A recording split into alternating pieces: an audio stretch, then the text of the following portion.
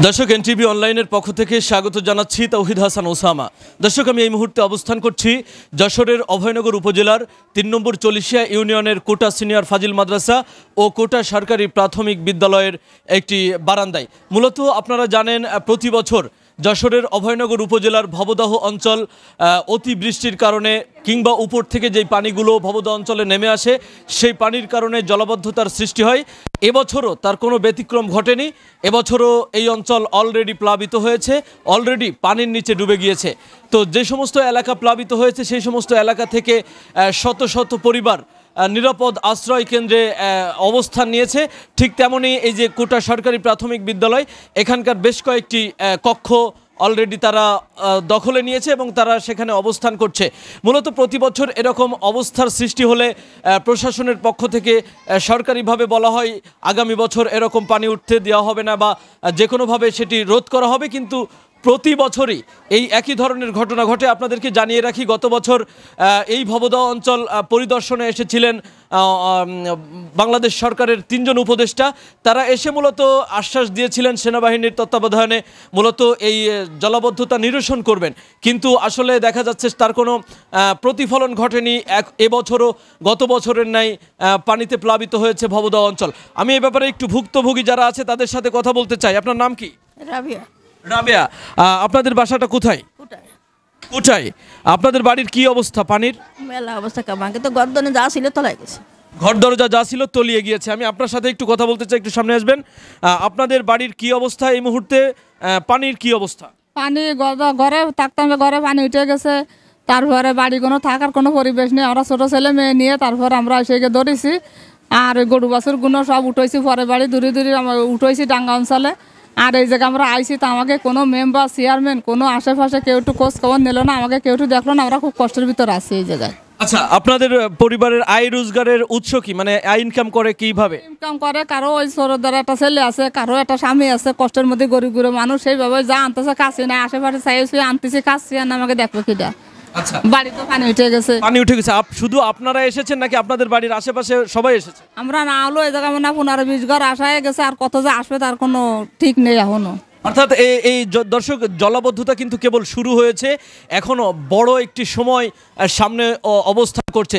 তো এখনই যদি এই ধরনের অবস্থার সৃষ্টি হয় তাহলে ভবিষ্যতে আরো কত ভয়ঙ্কর রূপ নেবে সেটা বলার অপেক্ষা রাখেন। আমি আপনার সাথে একটু কথা বলতে চাই। আপনার নাম কি? আমার নাম মেহেরুন। আপনাদের বাড়ির কি অবস্থা? আমাদের বাড়ি আমি ওই সামনে বেড়া এই জায়গায় আসছিলাম, তা ঘর ছিল না, তো সবাই মিলে কখন টিন দিয়েছে আর কটা খুঁটি দিয়েছে। খুঁটি দিলে তাই সেই দুয়ারে লেগে সমস্ত ব্যাঙ্গে ছিল চলে গেছে। আচ্ছা, এখন এই যে করুণ পরিস্থিতি, আপনাদের দাবি কি? আমার দাবি আমার 1000 ইট লাগবে আর সিমেন্ট লাগবে, আমি গুঁড়াটা ফাঁকা করবো। আচ্ছা, আপনাদের পরিবারে কতজন রয়েছে? ধরেন 5-6 জন। 5-6 জন রয়েছে। দর্শক, ভবদহের জলাবদ্ধতার যে করুণ ইতিহাস, সেই ইতিহাসের সাক্ষী ওনারা প্রতি বছর এই দুর্ভোগের শিকার হন। আমি দেখতে পাচ্ছি এই যে স্কুল বারান্দায় আমি রয়েছি, এই স্কুলের বারান্দায় একই সাথে পাঠদান চলছে, আবার একই সাথে ওনাদের মতো ভুক্তভোগী মানুষজন এসে এখানে অবস্থান নেওয়াতে পাঠদানের ক্ষতি হচ্ছে, তেমনটিও আমরা এখানে এসে দেখতে পেয়েছি। আমি আপনার সাথে একটু কথা বলতে চাই। এই যে যারা বিলপাড়ের মানুষ জলাবদ্ধতার শিকার হয়ে এখানে এসেছে, আপনি তাদের দেখভাল করছেন, তাদের কি পরিস্থিতি দেখছেন এবং সরকারিভাবে কোনো সহযোগিতা এখন পর্যন্ত দেখেছেন কিনা? সরকারি কোনো সহযোগিতা হয়নি। এরা আসতেছে, আসলে একজনের রুম দেখাই দিয়েছি যে আপনি এই রুমে থাকেন, এই রুমে থাকেন। কেউ একটা খেতা, কেউ একটা বালিশ নিয়ে সেই জায়গায় আছে।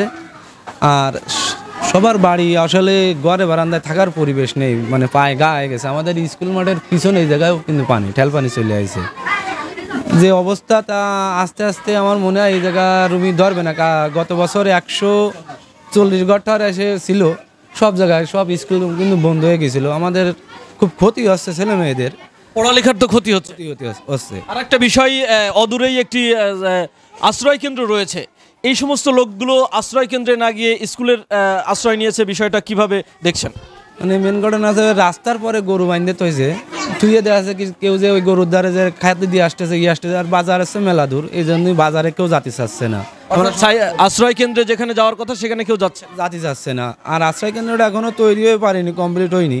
কিন্তু আমাদের এলাকার লোক কাছে আমরা অত দূর যাবো না, আমরা এই জায়গায় এসে থাকবো, এই জায়গায় যা কবে যা করবে তা করুক, আমরা এই জায়গায় এরকম ক্লিয়ার চলতেছে, এই যে সব ঘুরে বেড়াচ্ছে রাস্তা দিয়ে, এইভাবে চলতেছে। জি, অনেক ধন্যবাদ। আমি আপনার সাথে একটু কথা বলতে চাই। আপনার ঘের ভেড়ি রয়েছে এবং আপনিও এই জলাবদ্ধতার একজন ভুক্তভোগী, একটু সরে আসবেন।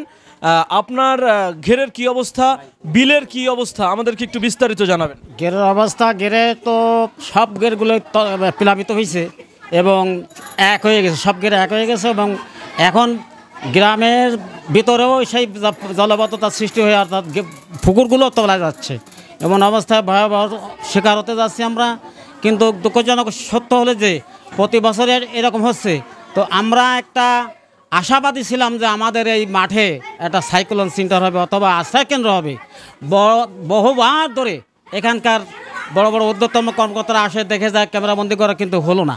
তো এবার আমরা দৃষ্টি আকর্ষণ করবো বাংলাদেশ সরকারকে কিংবা তার পরিষদকে, যাতে এদিকে একটু দৃষ্টি আকর্ষণ দেয়, এখানে একটা সাইক্লোন সেন্টার অথবা আপনার আশ্রয় কেন্দ্র হয়। তার কারণ দূরে যে একটা আশ্রয় কেন্দ্র আছে ওখানে বা বলারবাদ, কোটায় যে সমস্ত যারা আছে আন্দা, এরকম ওখানে কেউ যাচ্ছে না, বহু চেষ্টা করেছে, ওখানে যাবে না, যায় না। আর একটা বিষয় আমি জানতে চাই, সেটা হচ্ছে ঘের ভেড়ির কি অবস্থা, মাছ চলে গিয়েছে কিনা সেটা একটু বলেন। হ্যাঁ, মাছ তো চলে অবশ্যই গেছে এবং এক গেরে তার এক গেরে গেছে, আর এক গেরে তার এক গেছে।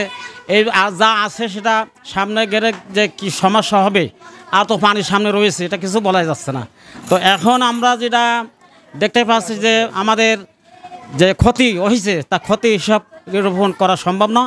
তবে আমাদের যারা পরিদর্শক যারা আছে তারা সবসময় আসতেছে, দেখতেছে, এমনকি আর্মিরাও আসতেছে এবং প্রশাসনরাও আসতেছে এবং কি উপদেষ্টাও ইতিমধ্যে এসে গেছে।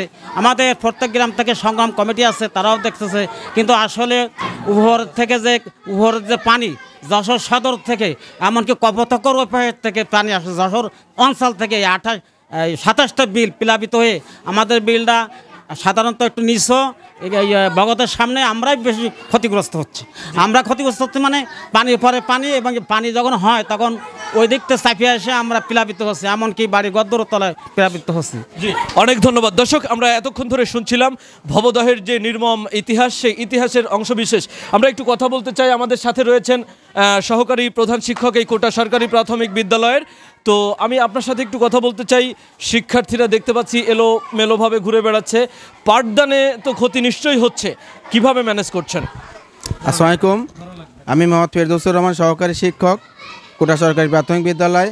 আপনারা ইতিমধ্যে জেনেছেন যে বানভাসী মানুষ কোটা সরকারি প্রাথমিক বিদ্যালয়ে অবস্থান নিয়েছে।